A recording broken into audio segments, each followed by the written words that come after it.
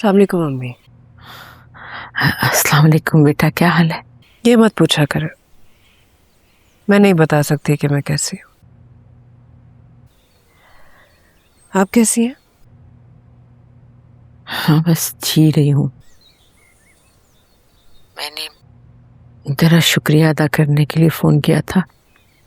अगर उस दिन तू वक्त पे एम्बुलेंस ना भेजती ना तो तेरे अब्बू तो नहीं है वो मेरे अब्बू।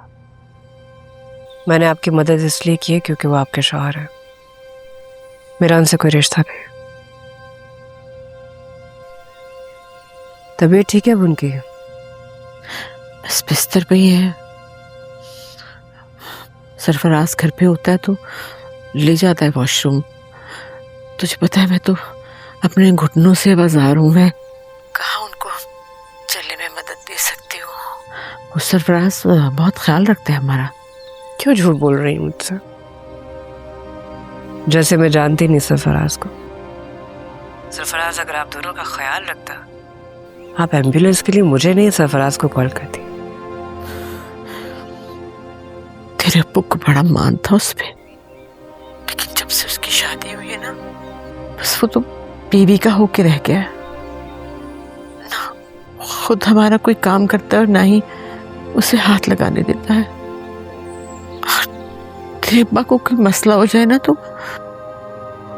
उनको दिलासा देने की बजाय डांट देता है, बुरे तरीके से बोलता है। आप दोनों ने तो सर पे चढ़ा रखा था उसे।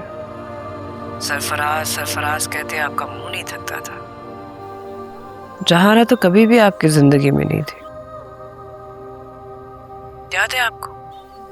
हर रोज रात को दूध गर्म करके मुझसे चोरी आप सरफराज को पिलाया करती थी। और जब कभी मैं देख लेती थी तो आप कहती थी तबीयत खराब है सरफराज की, दूध के साथ दवा दे रही हूं उसे।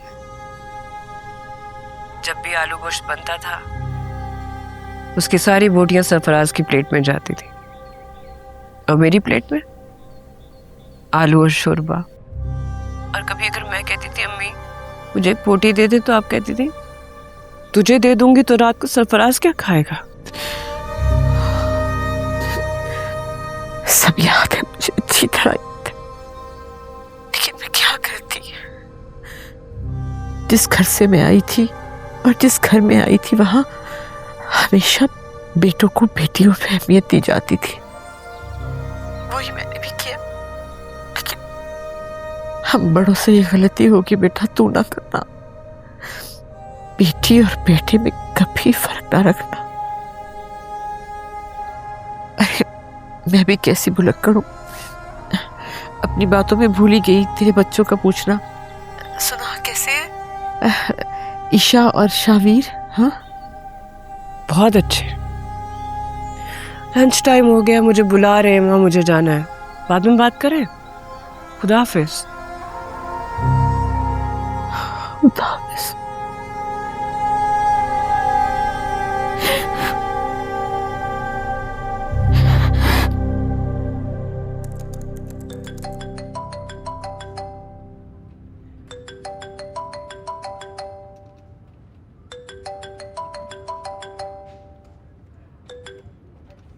हेलो। हेलो, अस्सलाम वालेकुम। वालेकुम सलाम। तुम्हारी आवाज़ को क्या हुआ है? क्या होना है मेरी आवाज को? वही तो मैं पूछ रहा हूँ, क्या हुआ है तुम्हारी आवाज़ को? तुम परेशान हो क्या? परेशान नहीं हूं तो क्या करूं? तुम्हें पता है यहाँ क्या हुआ है? क्या हुआ है? खाला घर पे झगड़ा करके आ गई है यहाँ। अच्छा, तो इसका मतलब है कि अम्मी पहुंच गई हैं? हाँ, पूरा सूटकेस भर के लाई हैं। कह रही हैं जब तक खालू उनको मनाएंगे नहीं तब तक वो यहीं रहेंगी।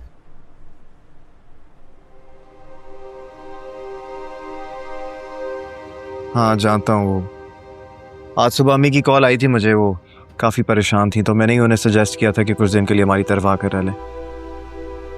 तुमने खुद ही डिसाइड कर लिया, मुझसे पूछा भी नहीं? तुम्हें पता है कि हम अलग घर में क्यों शिफ्ट हुए?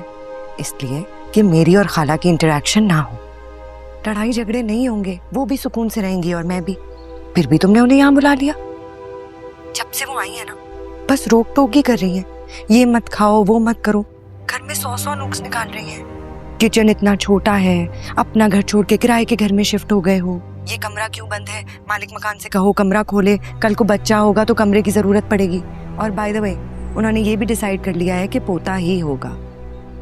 पता है, अभी मुझसे कह रही थी खाना क्या पकाओगी, मैं पका लेती हूँ। उन्होंने मेरे घर पे कब्जा कर लिया है। जुनेद, मैं इतना तंग आ गई हूँ कि मैंने तुम्हें तंग होके कॉल की है। अब तुम देख लो, इनको घर छोड़ाओ या फिर मुझे इजाजत दे दो, मैं अपनी अम्मी के घर जा रही हूँ। हाँ, कर लो मेरे बेटे को मेरे खिलाफ। कह दो उसको मेरा हाथ पकड़ के इस घर से निकाल दे। अरे मैं उस दिन को रोती हूँ, शाइस्ता से मिन्नतें करके मैंने तुम्हारा रिश्ता मांगा था। मेरी भांजी है, मेरा ख्याल रखेगी। तुमने तो इतना मेरे बेटे को मेरे खिलाफ कर दिया। तुम्हारे सब्ज कदम ने मेरा घर उजाड़ दिया। अरे 6 महीने शादी को नहीं हुए, मेरे बेटे को किराए वाले घर में। सुन रहे हो जुनेद, सुन रहे हो तुम? अम्मी से मेरी बात करवा। जुनेद से बात कर। नहीं करनी मुझे किसी से। छोड़ के जा रही हूँ मैं ये घर, और कभी नहीं आऊंगी वापस।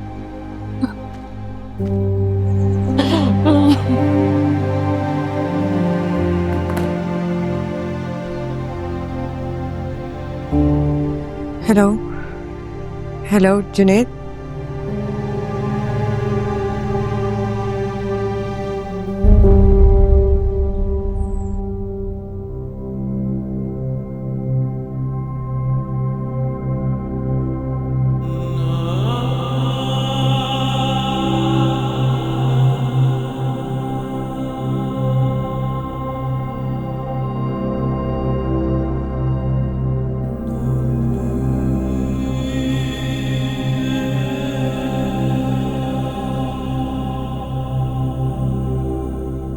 ज़हारा, मुझे तुम्हें बताते हुए बहुत दुख हो रहा है कि आप अब कभी मां नहीं बन सकते। ये क्या कह रही हैं डॉक्टर साहब? आप ठीक से देखिए ना।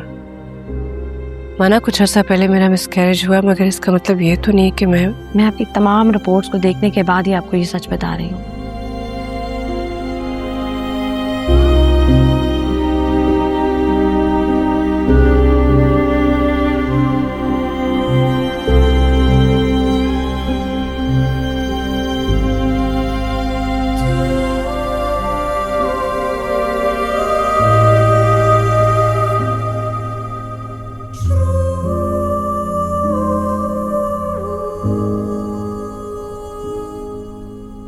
you